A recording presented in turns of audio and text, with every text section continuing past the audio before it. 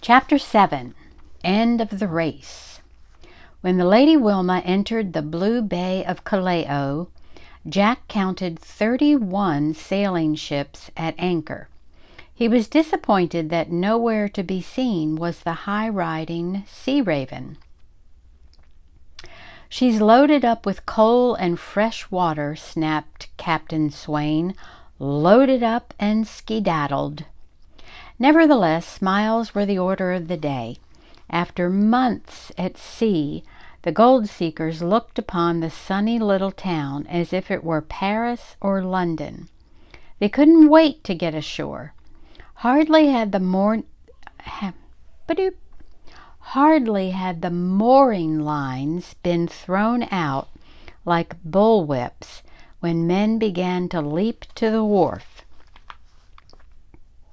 So, side note, this is back in the days of the gold seekers. So just imagine being on a ship at sea for months. Everything is so different nowadays. I mean, we get from one place to another in a couple days, sometimes a couple hours, but anyway. "Master Jack, shall we go ashore?" said Praiseworthy. "I'd like that fine," smiled Jack. Jack posted another letter home to Boston. The streets thronged with sailors and gold seekers, and in the distance the great Andes rose like painted scenery. The town wasn't a great deal larger than the ship they had just left at the fueling wharf, but it was land, dry land. Jack had almost forgotten the smell of dust in his nostrils. He breathed it in like perfume. The butler and the boy rode about on mules, and the day had all the excitement of a picnic. Late in the afternoon, Mr. Azariah Jones hailed them in the sunny plaza. "Look here," he beamed. "I bought the last pick and shovel left in town. Since the California fever started, the shelves are bare, I can tell you. And a washpan thrown in for good measure. They're yours." "Voila," said Monsieur Gaunt, appearing out of the crowd and dropping a pick and shovel at their feet. "I have got my hands on the last ones in town, and a washpan too, my friends." Then he stopped to glare at the Yankee trader, who was already glaring at him. "Gentlemen," smiled Praiseworthy, "I think we can safely say that you have found the last 2 picks and shovels left in Callao. They're bound to bring us luck. Master Jack and I—" His words of gratitude were interrupted by the clanging of the Lady Wilma's bell, calling the gold seekers back to their ship. "Hurry, boys," shouted Mountain Jim. "The wild bull of the seas would be mighty glad to leave without us." There was a wild rush for the wharf, but when Jack turned, Praiseworthy was no longer standing beside him. Jack's hair very nearly stood on end. The butler was gone. "Praiseworthy!" The ship's bell rang through the air, but Jack didn't know which way to run. He couldn't leave Praiseworthy behind. Hadn't he heard the ship's warning bell? What had happened to him? Praiseworthy! Jack was unable to move, as if anchored to the spot by the pick and shovel. He had to fight back a welling up of tears. The Lady Wilma would leave without them. And then, from the doorway of a nearby shop, the butler appeared, tall and elegant in his bowler hat and white gloves. He carried the new pick and shovel over one shoulder, the washpan under an arm, and a strange package wrapped in newspaper and string dangling freely from his hand. Jack had never been so happy to see anyone in his life. "Hurry," he cried desperately. "We'll get left behind." "Not likely," said Praiseworthy. "I had to stop off and make a small purchase for our good captain himself. Come along, Master Jack." Jack tried not to let Praiseworthy see that he had been close to tears. He threw the pick and shovel across one shoulder, gathered up the washpan, and together the boy and the butler hurried toward the wharf. One by one, alley cats picked up their trail. By the time they reached the ship, it looked as if every stray cat in Callao was after them. Before the gangway could be raised, at least a dozen assorted cats followed Praiseworthy aboard. In their stocking caps, the crew was too busy throwing off hawsers and preparing for sea to bother with the invasion of Peruvian cats. Jack dropped the heavy pick and shovel with a clang to deck and looked at Praiseworthy's package. "A dead rat?" he asked. "Hardly," replied the butler. "Cheese? Not likely. Fresh kidney?" "Exactly," said Praiseworthy, raising the package out of reach of the cats. "Captain Swain is extraordinarily fond of kidney pie. I promised to teach the cook an old recipe my great-great-grandfather used to prepare for the used to prepare for the Duke of Chisley." But at the moment Captain Swain was in no temper for kidney pie. The ship had taken on fresh water, but not an ounce of coal. "Blast the Sea Raven," he was bellowing. "She's filled her bunkers and piled her decks with coal. Hills of it, mountains of it, taken every lump to be had in Callao. She's made sure there wasn't a cinder left for us." Once at sea, the Lady Wilma picked up a friendly breeze. If her coal bunkers were empty, she was at least lighter in the water and went skimming along her course. The Peruvian cats learned to bound out of sight every time the husky-throated boatswain came along, threatening to toss them overboard. In an unguarded moment, a snap of the wind carried off Praiseworthy's bowler hat. It went tumbling into the sea, filled with water, and sank. Praiseworthy was left speechless and hatless. For 3 or 4 days he was not quite himself. He missed the hat. He hardly felt like a butler without it, but Jack thought he looked just fine. A week later, as the heat bore down on deck, Praiseworthy began tying a handkerchief around his head. Jack liked that even better. "You look like a pirate," he smiled. "Nonsense, Master Jack," said Praiseworthy. Hoping for a supply of coal, Captain Swain dropped anchor in the Galapagos, but there was nothing to be had except a few cords of stove wood on those barren islands, and there was even less to see except the sharks in the bay. The Lady Wilma pushed on. With the rush for gold, steamers were only just being sent around the Horns to the Pacific, and fueling stops were rare.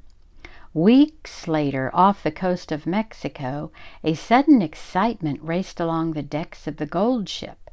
The Sea Raven had been sighted. She was lumbering through the sea, low in the water, weighted down by her extra tons of coal. They stood in enormous black piles on her weather decks. "Billy be hanged," shouted Mountain Jack. "We're going to pass her up." Jack stood on the ratlines, and his heart raced with delight. The Sea Raven looked half sunk in the sea. Her passengers could be seen at the rails, glum and silent, as the Lady Wilma pulled ahead. "By grabs," Captain Swain beamed, doing a little jig on the paddle box. "I guess if there's anything heavier than a ton of bricks, it's a ton of coal." By the time the brown hills of California appeared off the port side, the Lady Wilma was well in the lead. Meanwhile, the Peruvian cats had Peruvian kittens. "I'll drown 'em every one," swore the boatswain, but he had to catch them first. They ran for cover whenever he approached, disappearing within seconds. They found every hiding place aboard ship and invented new ones. Jack tried hard to ignore them, for good luck had taught him a lesson, but in the end he was putting out galley scraps at night. Every morsel would be gone by morning. Dr. Buckbee spent his days fishing, with the line tied around his peg leg. He would drowse in the sun until a tug roused him. But when his back was turned, the fish would disappear as if into thin air. The wily cats grew fatter. As San Francisco and the end of their long voyage drew nearer, the gold seekers began to trim their beards again. They packed and repacked their sea chests. They scrubbed their clothes, and they hummed, whistled, and sang the same tune. I'm going to California with my washbowl on my knee. Jack's thoughts raced ahead to the gold fields. What would it be like? Would there be grizzly bears and outlaws and wild Indians? Certainly, he told himself. It was an untamed place, wasn't it? What was the use of an untamed place if there weren't wild Indians and outlaws and grizzly bears? We ought to have a gun, he told Praiseworthy. A gun? Why? To protect ourselves. Stuff and nonsense, said the butler. But Jack noticed the other gold seekers busily cleaning sidearms and rifles and sharpening their knives. He wished he had a gun, a 4-shooter maybe, or even an old army musket with a bayonet. One bright morning, with San Francisco not more than a day's run, the bountiful winds died away. By afternoon, clouds had gathered in the sky, and headwinds bore down on the gold ship as if to drive her back in her wake. With steam in her boilers, the Sea Raven came steadily on course. By dusk she had caught up to the Lady Wilma, passing with a wild shout of glee and a victorious blast of her whistle. "Boys," said Mountain Jim, "it looks like we're done for." "Not a bit," said Praiseworthy on his way to the pilot-house. The Lady Wilma was already making a wide tack in the wind. She might be blown hundreds of miles off course, even as far away as the Sandwich Islands. "The voyage isn't finished, sir, not by a long shot." But even to Jack, with the wind snapping his shirt, it seemed that the Lady Wilma's luck had run out. Captain Swain would lose command of the new clipper ship building on the ways in Boston. Jack dug his hands in his pockets and glanced up to the pilot-house. The wild bull of the seas didn't have a lump of coal to fight the headwinds. Jack was asleep in his hammock when he was aroused by a strange sound. At first he thought it must be Mr. Azariah Jones snoring in his sleep, or Mountain Jim, or Dr. Buckbee, but they came awake too. A deep throb ran through the ship, and then another. Then a splash of the side wheels could be heard. Then another, and another. The gold seekers bounded out of their bunks, some of them in nightcaps, and collected on deck. Sparks were flying from the funnel. Steam had been built up in the boilers. "What's the captain burning?" said Mountain Jim, scratching his red whiskers. "Cats?" "Hardly," said Praiseworthy, above the crash of the side wheels. He gave Jack a wink. "Neither cats, nor bricks, nor spoiled potatoes. As any stowaway could tell you, gentlemen, we're carrying lumber in our cargo holds. Thousands of feet of it. Lumber enough to build a hotel." It occurred to Captain Swain to purchase what he needs with the ship's fuel account.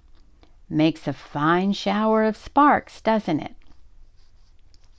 But the race was not yet won, and Jack could sleep no more that night. He pulled on an old pea-jacket the frog-voiced boatswain had handed down to him, and stood with Praiseworthy at the rail. This would be their last night aboard ship, after all. The paddle wheels twirled faster and faster, and the bowsprit came around on course like a compass needle. "It wasn't you, was it?" Jack grinned. "Me, Master Jack? You told the captain about the lumber." "Oh, he knew it was there, but with all his storming about the bricks in the hold, he hadn't stopped to give the lumber a thought. I merely reminded him, you might say." In the dark of morning, the Lady Wilma had managed to gain on the Sea Raven. The gold ships thrashed bowsprit to bowsprit, and the red glow of their smokestacks lit up the surrounding sea. "More lumber!" shouted Captain Swain into his voice tube. "I want every ounce of steam the boiler'll hold, and then some." The Sea Raven, too, was making a final sprint. By noon, the Golden Gate stood ahead of them, but the extra burden of her mountains of deck coal was too much for the Sea Raven. Beat by beat of her side wheels, the Lady Wilma pulled slowly ahead. Wood sparks showered from her funnel. She entered the sparkling narrows of the Golden Gate and finally came out into San Francisco Bay. The city stretched out across the sand dunes like something that had sprung up the night before. There seemed to be more ships in the harbor than houses on the shore. "Let go the anchor!" Captain Swain shouted from the pilot-house window. A moment later, the anchor chain went rattling into the bay, and hats went flying in the air. Beaver hats and straw hats, and even a cat or two. Praiseworthy and Jack gathered up their picks and shovels, washpans and carpet bags, and peered at the golden hills of San Francisco. The houses looked like packing boxes with roofs, and tents of every description were pitched along the dunes. "Gentlemen," said Praiseworthy, tugging on his white gloves, "I believe we've won the race." After a 15,000-mile voyage and 5 months at sea, the gold seekers had arrived. Until next time, love you.